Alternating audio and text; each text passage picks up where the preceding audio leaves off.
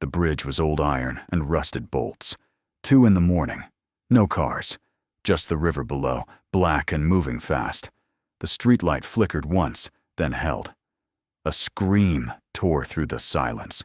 A 6-year-old girl, small hands gripping the railing. Then a shove. Hard. She went over. The splash echoed against concrete. A golden retriever, sleeping near the bridge support, lifted his head. He didn't wait. He ran. He jumped. The dog swam hard toward the girl, sinking in the dark. The current pulled them both downstream. Would anyone find them in time? Before we continue, hit like and subscribe. Drop your country in the comments. I love seeing where our stories reach. 6 months earlier, Lily lived with her mother Rachel in a 1-bedroom apartment on the east side. The neighborhood was tired of brick buildings and chain-link fences. Rachel worked double shifts at the diner and the pharmacy. Most nights, Lily came home to an empty apartment. But not really empty. Max was always there. Rachel had found him 2 years ago, ribs showing, shivering behind the dumpster. Lily was 4 then. She fed him crackers from her lunch. He never left. Max followed Lily to school every morning. He waited outside the chain-link fence for 3 hours, eyes on the door. When she came out, he walked her home. At night, Lily did homework at the table. Max lay under her chair, head on her shoe. If she cried, he pressed his nose into her palm. He understood her without words. He knew when she was scared. He knew when she was lonely. One evening, Rachel came home late. There was a bruise on her forearm. She hid it under her sleeve. Max stood at the window, growling low. Someone was watching the apartment from across the street. Officer Jack Morrison was 45 and built like someone who lifted furniture for a living. He'd been patrolling this neighborhood for 12 years. Every morning, he stopped at the corner store and bought Lily a chocolate muffin. He scratched Max behind the ears. Max never barked at him. That meant something. Jack noticed things. A broken window that wasn't broken yesterday. A car that didn't belong. He checked on Lily when Rachel worked nights, made sure the locks worked. One afternoon, Jack saw a man in a black jacket watching Lily and Max from across the street. He ran the plates. The name that came back made his stomach drop. He tried to investigate, but the next day, his captain reassigned him to another district. No explanation. Just orders. Jack left without saying goodbye. He didn't have time. The transfer was immediate. Lily stood at the window, holding Max's collar. She asked Rachel where Officer Jack went. Rachel didn't know. The neighborhood felt different without him. Colder. Max stayed closer to Lily. He wouldn't let her walk to the corner store alone. At night, he slept across the doorway instead of beside her bed. His ears moved at every sound. The man in the black jacket appeared more often. He stood at the bus stop, not waiting for a bus. He stood outside the school fence, not picking up a child. Max saw him. Max's fur stood up every time. One night, Rachel left for the graveyard shift. Lily locked the door. Max lay in the hallway, eyes on the front door. Then footsteps, heavy, slow. A key sliding into the lock, a key that shouldn't exist. Max stood. His growl filled the apartment. The door opened. Derek Vaughn was 38 years old, thin face, flat eyes. He wore the same black jacket every day. He'd been looking for Rachel for 3 years. He found her 2 months ago. He'd been with Rachel 6 years back. She tried to leave him once. He broke her collarbone. She tried again. He burned her clothes in the bathtub. The 3rd time she ran at night with Lily. She changed her name, changed cities. She thought she was safe. Derek didn't forget. He didn't forgive. He wanted Rachel to pay for leaving. He wanted Lily because Lily was Rachel's. He considered the girl property. He'd been planning this for weeks. He knew Rachel's schedule. He knew which nights she worked. He had a key made from a wax impression. He hated Max. The dog was always in the way, always protecting. Tonight, Derek came prepared. He stepped inside. Lily was asleep in her room. Max charged. Derek swung a metal pipe. It caught Max across the skull. Max yelped and dropped. Derek grabbed Lily. She woke up screaming. Max got up, shaking, bleeding from his ear. He bit Derek's leg. Derek kicked him into the wall. Max hit hard. Didn't move. Derek carried Lily down the stairs. Max dragged himself to his feet. He followed, limping, leaving blood on the concrete. Derek's car was parked in the alley. Lily thrashed and screamed. Derek clamped a hand over her mouth. Max limped faster. His vision blurred. Blood dripped from his head. But he kept going. He couldn't let Derek take her. He reached the car. Derek shoved Lily into the back seat. Max lunged. Derek grabbed him by the collar and slammed him against the brick wall. Once. Twice. Max's ribs cracked. He couldn't breathe right. Derek pulled a rope from the trunk. He wrapped it around Max's neck and tied the other end to the fence post. Max pulled. The rope cut into his throat. He coughed and gagged. Lily was screaming his name from inside the car. Max pulled harder. His neck burned. The fence post didn't move. Derek got in the driver's seat. The engine started. Max bit the rope. His teeth weren't strong enough. He clawed at the knot. His paws bled. The car started rolling. Max threw his weight back. The rope was too tight. He couldn't breathe. But he kept pulling. The fence post groaned. It shifted an inch. Max pulled again. The post cracked at the base. The rope snapped loose. Max collapsed, gasping. He stood. His legs shook. The car turned onto the main road. Max ran. Every step hurt. His ribs screamed. Blood ran into his eyes. But Lily was in that car. He ran faster. The taillights disappeared around the corner. Max followed the scent. Exhaust and fear. He tracked them through 4 streets, across an empty lot, past the old cannery. The car stopped at the rusted iron bridge. Derek dragged Lily out. Max kept running. He was a block away, half a block.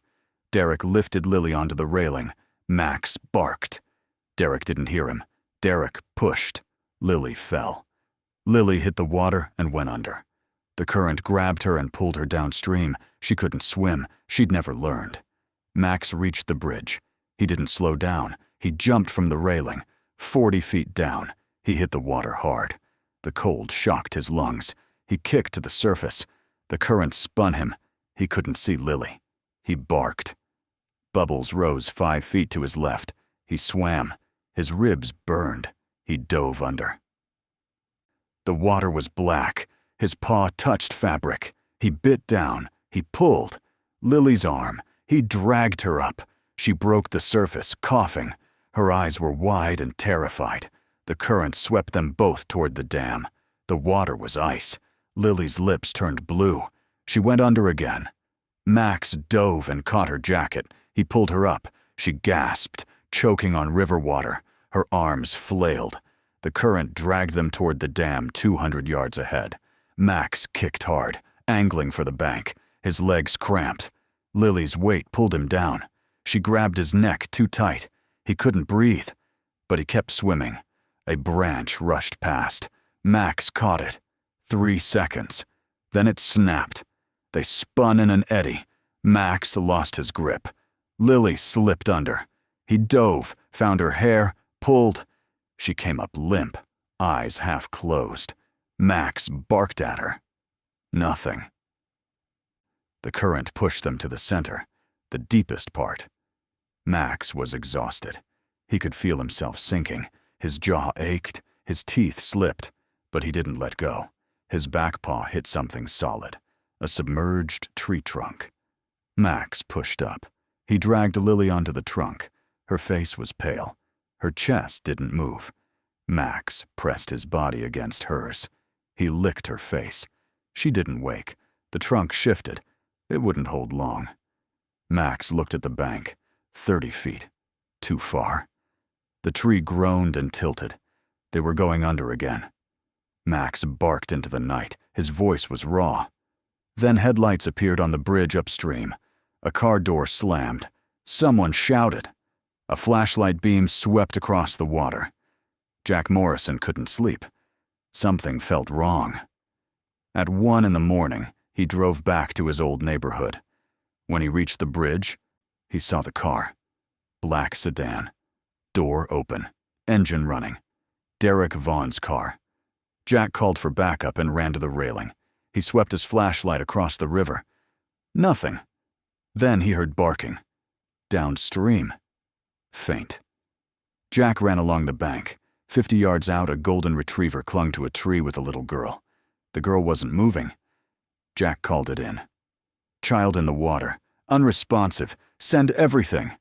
He grabbed rope from his car and tied it to the bridge. He jumped. The cold hit like a fist. He kicked toward the tree. 30 feet. 20. His hand caught the branch. The dog looked at him. Blood ran from above his eye. Jack grabbed the girl. Her lips were blue. He grabbed the dog's collar. The tree cracked. 5 seconds before it took them under. Jack kicked for the bank. The rope pulled tight. He dragged Lily and Max through the current. His boot hit mud. He pulled harder. Max paddled weakly. Jack reached the shallows and laid Lily on the rocks. No pulse. He started compressions. 30, hard and fast. 2 breaths. Again. Max collapsed beside them. Sirens wailed. Jack kept going. Lily coughed. Water came up. She gasped and opened her eyes. Jack turned her on her side. She vomited river water. Paramedics ran down with a stretcher. One looked at Max and shook his head. The dog's chest barely moved. Blood leaked from his ear. They were running out of time. The hospital took Lily to intensive care. Hypothermia. Water in her lungs.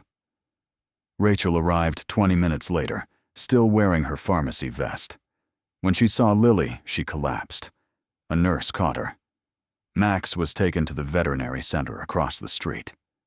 The vet, Dr. Sarah Brennan, took one look and called her team. Fractured ribs, severe concussion, hypothermia, blood loss, infection starting. They put him on oxygen. Jack sat between both buildings. A nurse brought coffee. He didn't drink it. Rachel came out an hour later. Jack stood. She walked over and hugged him. "How did you know?" she asked. Jack shook his head. "I just had a feeling." Rachel wiped her eyes. "He found us. Derek found us." Jack nodded. "We got him. He's in custody." Jack pulled out a file, wet but readable. "There's something else. About Lily. About where she came from. I've been looking into Derek's background. And Hope Haven." Rachel's face went white. Rachel sat down. Jack opened the file. "6 years ago you worked at Hope Haven, a private children's home." Rachel nodded. "Lily came in at 2 months old. No paperwork." "They told you she was abandoned." Rachel's eyes filled. "That's what they told me." Jack flipped a page. Derek Vaughn was the director. Rachel looked at the floor. "I didn't know what he was doing at first. Then I saw the files. Fake documents. Money transfers. He was selling children." Her voice broke. "I confronted him. He locked me in the storage room for 2 days. When he let me out, he said if I told anyone, he'd kill Lily. So I took her. I ran." Jack closed the file. "Hope Haven is still operating. Different name. Same people. We need to get the records before they destroy them." Rachel shook her head. "I can't leave Lily." Jack looked at the hospital. "She's safe here. But if we don't move now, Derek's people will clean everything out." Rachel stood. "How many children?" Jack met her eyes. 47 names over 5 years. Rachel's hands curled. "Let's go." They took Jack's car with social worker Karen. The Hope Haven building was dark, boarded windows, but fresh tire tracks in the mud. They went through the side door. Inside smelled like mold. Karen found the office. Filing cabinets. Empty. Someone had cleaned them out. Then Jack noticed the floor. One tile was newer. He pried it up. Underneath was a metal box. Files. Dozens. Rachel looked through them. These are children, with prices. Karen took photos. Jack found Lily's file. Baby number 33, taken from City General. Parents deceased. But there was more. A grandmother still looking. A noise outside. Footsteps. Jack clicked off his flashlight. Out the back. They grabbed the box and ran. The back door was chained. Jack kicked it twice. The chain snapped. They burst into the alley. 2 men at the far end. One pulled a phone. The other ran toward them. Jack swung the crowbar. It connected. The man went down. Karen pepper sprayed the second. They ran to the car. Jack started the engine. Headlights appeared behind them. Following. Fast. Jack hit 80. The headlights stayed close. Rachel held the box. Karen called hospital security. "Lock room 214. Don't let anyone in." Jack took a hard left. The headlights fell back. Karen opened the box. "There's a warehouse. Riverside Storage. 20 miles east. It says active. 15 names current." Rachel found Lily's photo. A young woman holding a baby. "This is Lily's mother," she whispered. "Michelle Torres. Died in a car accident. 26 years old." She flipped pages. Handwritten notes. Subject acquired from City General. High-value placement. Buyer lined up. Jack's hands tightened. They were going to sell her overseas. Rachel's eyes filled. "I stopped them. That's why Derek never gave up." Jack glanced in the mirror. The headlights were gone. They stopped following. Karen looked back. "Why?" Jack's stomach dropped. "The warehouse. They're cleaning it out." He turned around. Rachel shook her head. "We can't. It's just us." Jack pulled out his phone. He called his captain. No answer. Karen called the FBI. They put her on hold. Then a voice, professional, clipped. "This case is under review. Do not proceed. Return all evidence." The line went dead. Rachel looked at Jack. "They got to them." Jack's jaw set. "We need a plan. We go tomorrow night. Maria can get federal backup, and we need evidence secured first." He turned back toward the city. They'd hidden the files, made copies. Tomorrow night, they'd move. 24 hours later. Jack assembled his team at a safe house. Maria Torres had federal agents on standby. Karen brought night vision equipment. Rachel insisted on coming. They left Lily with hospital security and Margaret, who'd arrived that afternoon after Jack called her. At the vet clinic, Dr. Brennan checked on Max one final time before leaving for the night. His vitals were improving. The surgery had held. But he was still weak. She increased his sedation and locked the recovery room. At midnight, Jack's team reached Riverside. The warehouse was dark. A van parked near the side entrance. They killed the lights a block away and approached on foot. Jack tried the side door, unlocked. Inside, the hallway smelled like rust and decay. Empty offices. Stairs leading down. Jack pressed his ear to the basement door. Voices, children crying, a man shouting. "Hurry up, we're moving them tonight!" The warehouse was dark. Tire tracks in the mud. A van parked near the side entrance. Jack killed the headlights. "Stay behind me." The side door was unlocked. Inside, a hallway. Empty offices. Stairs leading down. Jack pressed his ear to the door at the bottom. Voices. Children crying. A man shouting. "Hurry up! We're moving them tonight!" Jack looked at Rachel, Maria, and Karen. "When I open this, run for the kids. Get them out." He kicked the door open. 3 men turned. Jack rushed the nearest and tackled him. They hit concrete. The man swung. Jack blocked and drove his elbow into the man's throat. The second pulled a gun. Karen screamed. Jack kicked his knee. It buckled. The gun went off. The bullet hit the wall. Jack grabbed his wrist and slammed it against the doorframe. The gun clattered down. The third ran at Rachel. She ducked. Karen grabbed a pipe and swung. It caught him across the back. He fell. Rachel kicked him in the ribs. Jack grabbed the gun. "Stay down." 6 children huddled in the corner, dirty, scared, thin. Rachel knelt. "It's okay. We're here to help." Footsteps above. The door at the top slammed shut. A lock clicked. Jack tried the handle. Steel door, wouldn't budge, liquid splashing, gasoline. Then Derek's voice. "You wanted to be heroes? Let me show you what happens to heroes." A lighter flicked. At the vet clinic, Max woke. The sedation should have kept him under for hours, but something pulled him back. Fear. Rachel's fear. He'd memorized that scent. Sharp, metallic, terror. The same scent from the night Derek came. He nosed the kennel door. The latch held. He pushed harder. His ribs screamed. The latch bent, broke. He stepped out. A technician saw him. "Hey!" Max limped past her. He went to the exit. Someone had propped it open for supplies. Max slipped through. Outside, cold air hit him. He lifted his nose. Rachel's scent. East.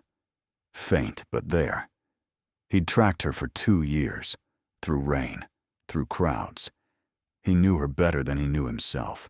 He started running. Each step hurt. Blood seeped through his bandages.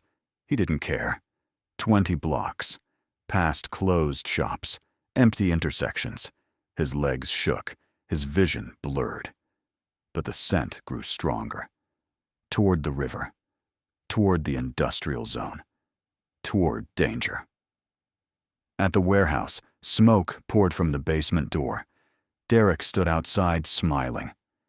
Inside, Jack was coughing. The children were crying. Rachel covered their mouths with her shirt. Karen tried breaking through with the pipe. Nothing. They had 2 minutes before the smoke took them. Then barking. Loud. Getting closer. Derek turned. A dog limped out of darkness.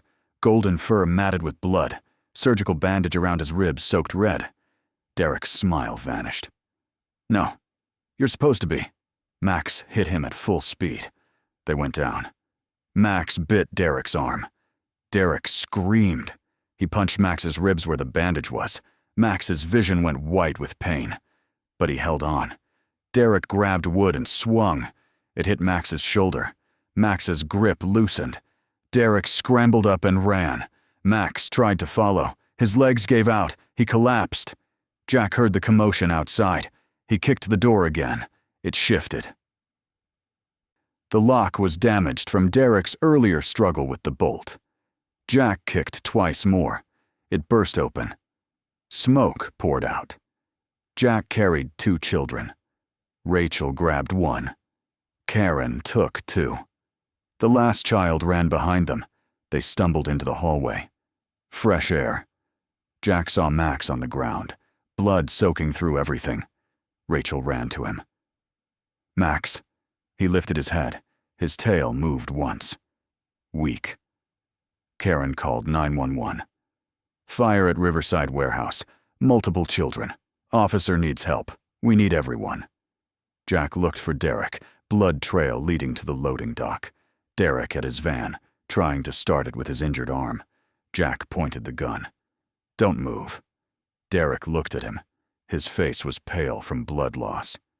"I'll give you names. Big names. People who'll pay." Jack walked closer. "Turn around." Hands on the van. Police sirens wailed in the distance, growing closer. Federal prosecutor Maria Torres arrived that night. She read the files in her car for 10 minutes. Then she made calls. "I need a task force. Federal. Tonight." She listened. Her face hardened. "I don't care what time it is." She hung up. "They're stalling. Someone's making calls." 2 days later, Jack was called in. Captain Miller slid a paper across the desk. "You're being reassigned. Violation of procedure. Unauthorized investigation." Jack picked it up. "This is fabricated." Miller looked away. Order came from above. "You're off this case." Rachel lost her pharmacy job the next day. The manager wouldn't meet her eyes. Karen received an anonymous letter. A photo of her daughter at school. Nothing else. The message was clear. Max was barely holding on. The infection was spreading. His temperature hit 105. Dr. Brennan tried 3 antibiotics. None worked. On the 4th day, she told Rachel they were running out of options. Rachel sat beside his kennel. "You saved her. Please don't go." That night, someone broke into the evidence room, took the metal box, everything. Security footage erased. Without the original files, Derek's lawyer Andrew Kramer argued illegal search. The judge granted bail, $50,000. Derek walked out. Jack watched from across the street. His hands shook with rage. Jack called a meeting. Maria, Rachel, Karen, and attorney David Wu. "We go public. Full media blitz." Maria shook her head. "That could compromise the case." Jack leaned forward. "What case? They took the evidence. If we wait, Derek walks." David spoke. "We don't need the files if we have the victims. Living proof, their families." He looked at Rachel. "We find the families of the 47 children. We bring them forward." Over 3 days, they contacted 20 families. 15 agreed to come forward. Jack arranged a press conference. He called reporters directly. 200 people showed up. Jack stood at the podium, Maria beside him. Behind them, 15 families. In the front row, Rachel and Lily. Max was there too. Dr. Brennan had released him against advice. He wore a support harness, could barely walk. But Rachel insisted. "He's part of this story."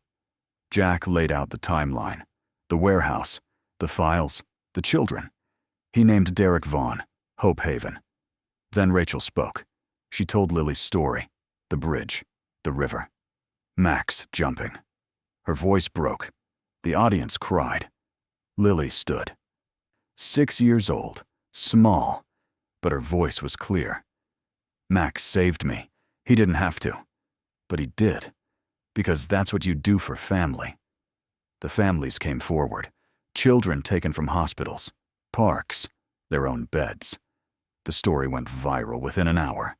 The pressure was enormous. The FBI opened an investigation. Derek's bail was revoked, but Andrew Kramer held his own press conference, called it a coordinated smear campaign. The judge scheduled the trial for 6 weeks out.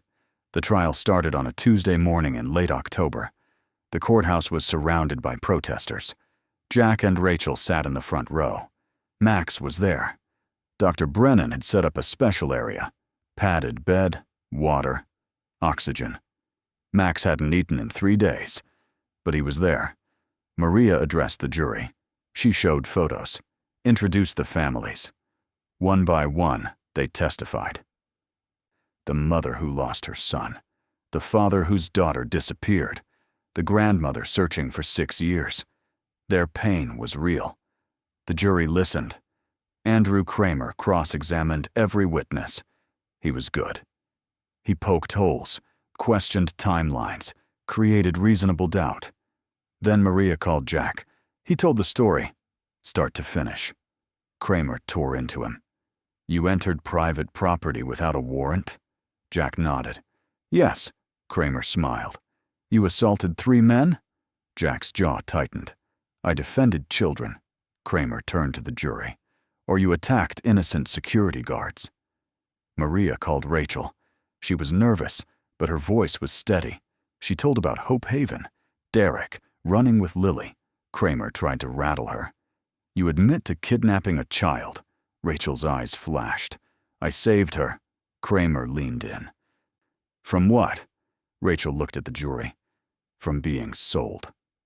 The courtroom went quiet. The jury saw it. A mother protecting a child. Maria called her final witness. Lily. The judge allowed it with restrictions. Lily sat in the witness box. Her feet didn't touch the floor. "Do you remember the night at the bridge?" Lily nodded. "What happened?" Her voice was small but clear. "The bad man pushed me. I fell. I couldn't breathe. Then Max came." Maria showed a photo. Max pulling Lily from the river. Traffic camera. Is this Max? Lily nodded. He saved me. Mariah turned to the jury. This dog jumped 40 feet, broke his ribs, nearly died, because he knew a child needed him. She pointed at Derek. That man threw her off a bridge. Kramer objected. Irrelevant. The judge overruled. The dog's actions establish intent. Objection denied. Then Maria did something unexpected. She called Max, not as a witness, as evidence. Dr. Brennan wheeled him in. The jury gasped. Max was skeletal, ribs showing, oxygen tube, bandages. Maria didn't say anything. She let them see what it cost. Derek made a mistake. He looked at Max and smiled, just for a second. But the jury saw it. 2 jurors looked away in disgust. Closing arguments came. Maria walked the jury through every piece. She ended with Max. This dog showed us what loyalty means, what sacrifice means, and he showed us who Derek Vaughn really is. The jury deliberated for 2 days. Sunday afternoon, they had a verdict. The courtroom filled. The 4-person stood. On all counts, we find the defendant guilty. The courtroom erupted. Rachel collapsed into Jack's arms. Lily buried her face in Max's fur.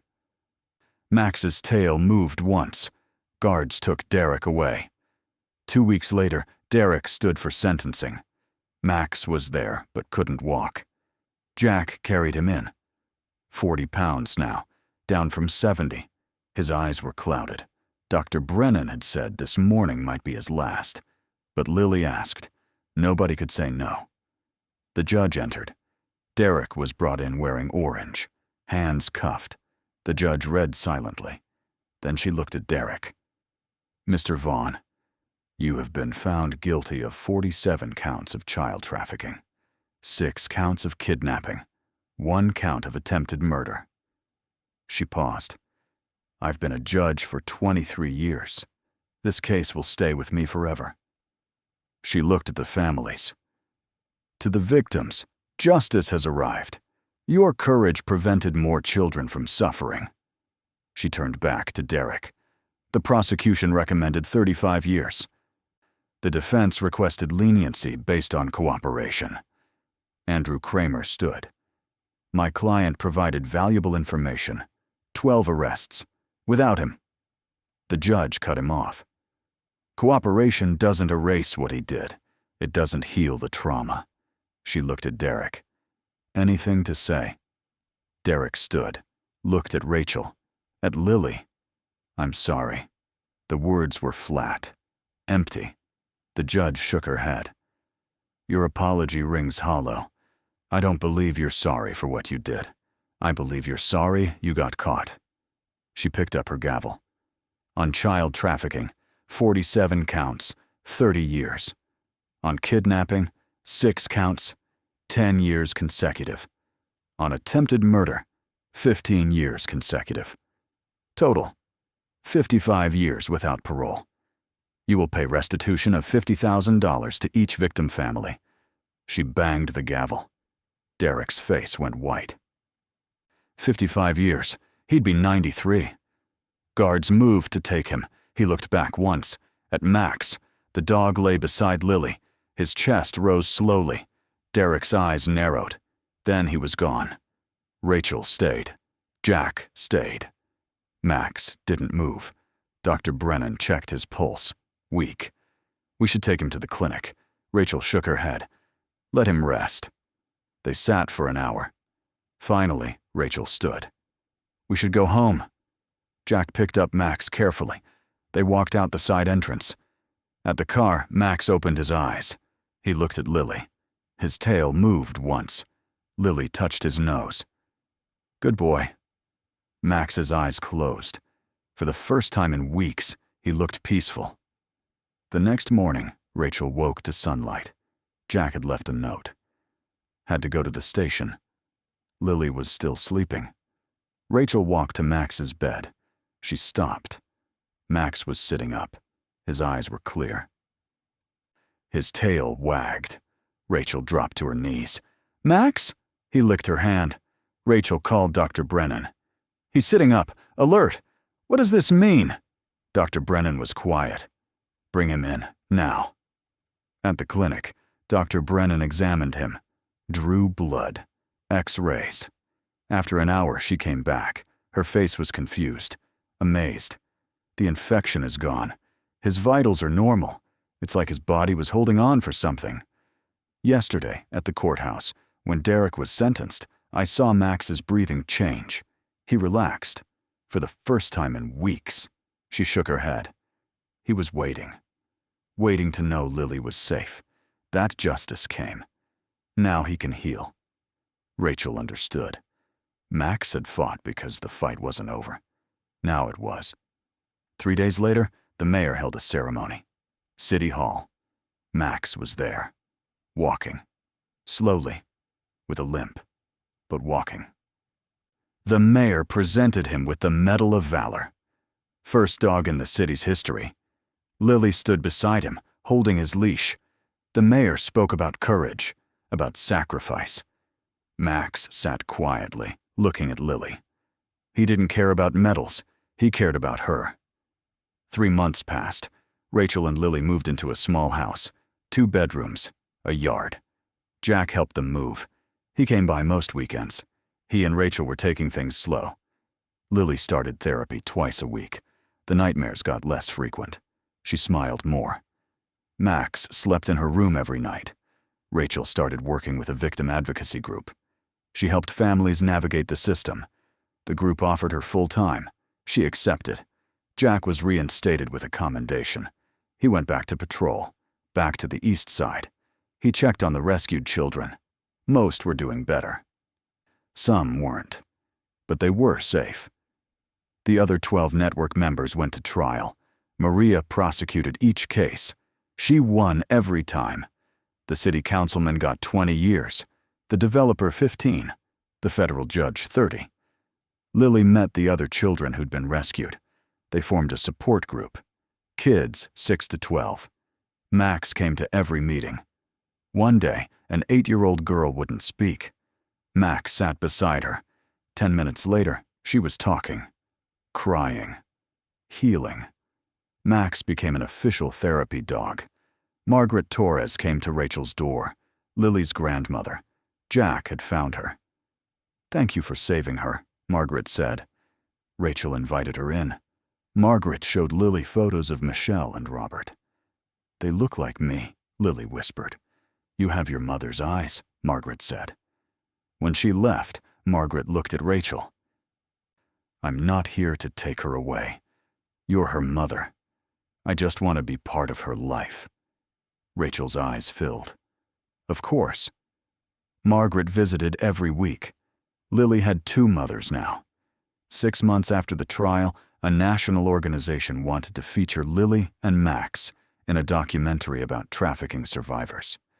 Rachel asked Lily. Lily said yes. The documentary aired on a major network. Millions watched. Letters poured in. Donations. Families sharing stories. It started conversations. Schools added safety programs. Police departments trained officers on trafficking signs. Laws changed. Penalties increased. Lily became a voice. She spoke at conferences, at schools. 8 years old, talking about trauma and healing.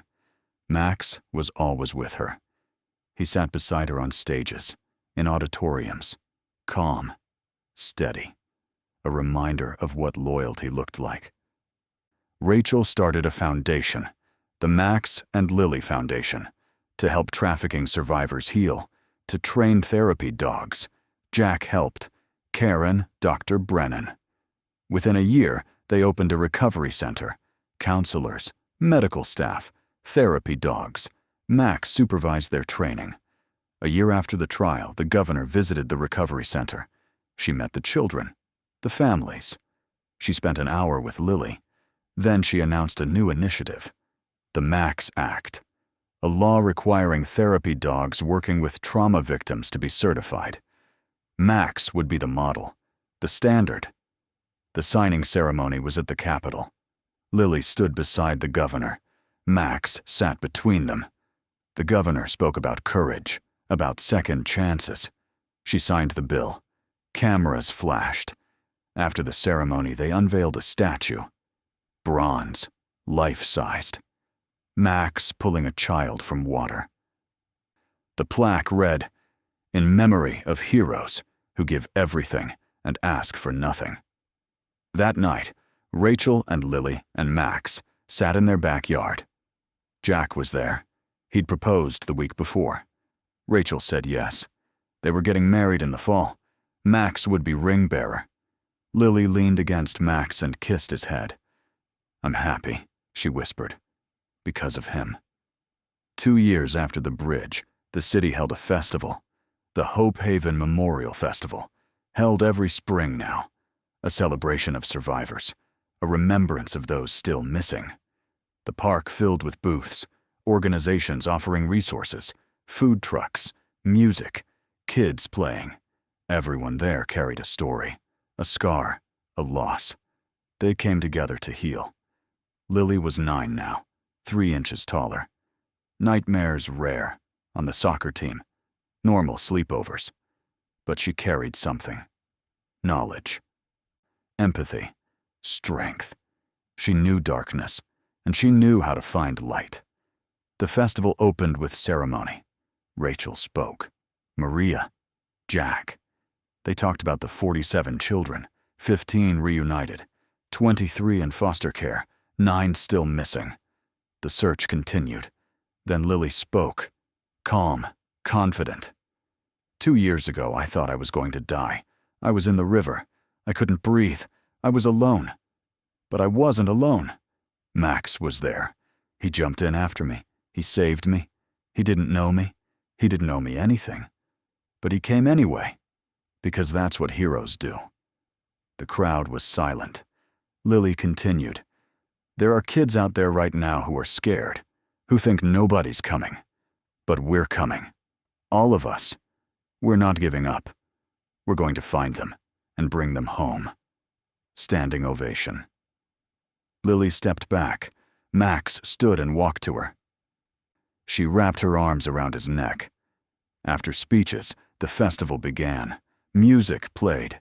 Kids ran. Rachel and Jack walked hand in hand. Margaret was there with Lily. They got snow cones. Watched Max play with other therapy dogs, older now, slower, but still purposeful. A little boy approached, maybe 5, holding his mother's hand. He pointed. Is that him? The hero dog? Lily smiled. That's him. The boy knelt. Max walked over. Let him pet. The boy looked at his mother. I want to be brave like him. The mother's eyes filled. She mouthed, thank you. As the sun set, organizers lit candles. 1 for each missing child. 47 flames in the dusk. Rachel stood with Lily and Max. Jack beside her. Margaret on the other side. A family. Broken pieces that found each other. Healed together. Max sat at Lily's feet. Gray muzzle on her shoe. Tired, but content. He'd done what he came to do. The candles burned. Music played. A girl and her dog. Connected by trauma. By survival. By love. They'd been through hell and come out the other side. The legacy wasn't medals or laws or statues. The legacy was hope. The belief that no matter how dark it gets, someone will come. Someone will fight. Someone will save you. And maybe, if you're lucky, that someone has 4 legs and a heart bigger than the world.